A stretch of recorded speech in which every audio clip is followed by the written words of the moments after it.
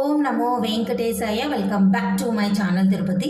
మన channel WhatsApp Telegram link comment సెక్షన్లో ఇస్తాను. తప్పకుండా జాయిన్ అయ్యి ప్రతిరోజు అన్ని తిరుమల అప్డేట్స్ లైవ్గా మీరు తెలుసుకోగలరు. నిన్న జూన్ 28వ తారీఖున ఉదయం 8 గంటలకు 8,000 ఉచిత సర్వదర్శనం టోకెన్లు, 2,000 శ్రీవారి నడక మార్గం టోకెన్లు ఈరోజు జూన్ 29వ తారీఖు సంబంధించి తిరుపతిలోని విష్ణు నివాసము, శ్రీనివాసము, భూదేవి కాంప్లెక్స్లో విడుదల చేశారండి. అలాగే అలిపిరి భూదేవి కాంప్లెక్స్ వద్ద 2,000 శ్రీవారి నడక మార్గం టోకెన్లు విడుదల చేశారు.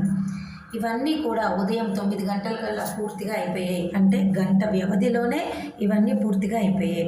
ప్రస్తుతం అయితే భక్తుల రద్దీ అనేది ఎక్కువగానే ఉందండి. నిన్న జూన్ 28వ తారీఖున 91,793 మంది దర్శనం చేసుకున్నారు. 31,221 మంది తలనీలాలు ఇచ్చారు. స్వామివారి హుండీ కానుకలు 4,90,00,000.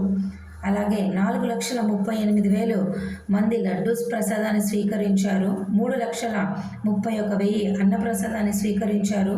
మెడికల్ ట్రీట్మెంటు 3,515 మంది పొందడం జరిగింది. ఇక నిన్న భక్తుల రద్దీ ఎక్కువగా ఉండడం కారణంగా వైకుంఠం క్యూ కాంప్లెక్స్లో ఉన్న కంపార్ట్మెంట్లు అన్నీ నిండిపోయి, నారాయణగిరి షెడ్లు నిండిపోయి, బయట శిలాతోరణం వరకు క్యూ లైన్లు అయితే పొడిగించబడ్డాయండి. బాటా గంగమ్మ గుడి వరకు కూడా క్యూ లైన్లు ఉన్నాయి. ఇక ఈరోజు కూడా శిలాతోరణం వరకు అనగా జూన్ 29న క్యూ లైన్లు అయితే పొడిగించబడ్డాయి. ఇక నిన్న భక్తులు దర్శనానికి వెళ్ళిన వాళ్ళందరికీ 28 గంటలు పట్టింది. ఈరోజు కూడా జూన్ 29న 24 గంటలు పడుతుంది. సర్వదర్శనం టోకెన్ల వాళ్ళకు 5 నుంచి 8 గంటలు పట్టొచ్చు. 300-500 రూపాయల టికెట్ ఉన్న వాళ్ళకు 4 నుంచి 6 గంటలు పట్టొచ్చు. ఇవన్నీ దృష్టిలో పెట్టుకొని దయచేసి రావాలి. ఇక ఈరోజు జూన్ 29న శ్రీవాణి కరెంటు బుకింగ్ 800 టికెట్లు ఉదయం 9 గంటలకు రిలీజ్ చెయ్యరు. దయచేసి ఈ విషయం తెలుసుకోవాలి.